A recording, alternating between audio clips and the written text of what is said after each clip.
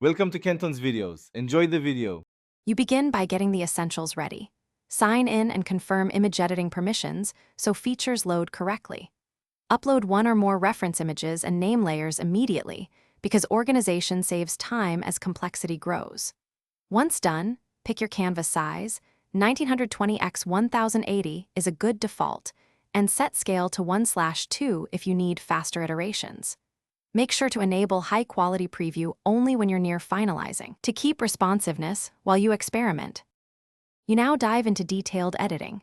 Use selection tools like Lasso and Magic Wand to isolate elements because precise masks let you change just what matters.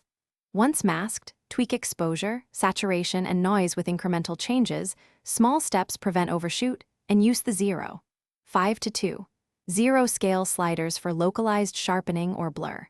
Make snapshots frequently and rely on undo history. This lets you compare versions quickly and makes experimentation safe without losing a good direction. You wrap up by preparing the final file.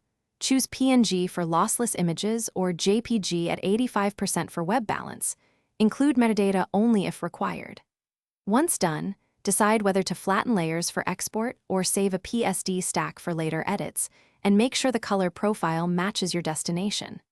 If things go wrong, clear the app cache or lower preview quality to reduce lag, and then retry the last step. This usually resolves stalled renders or UI slowdowns. Thanks for watching. Consider subscribing if we helped you.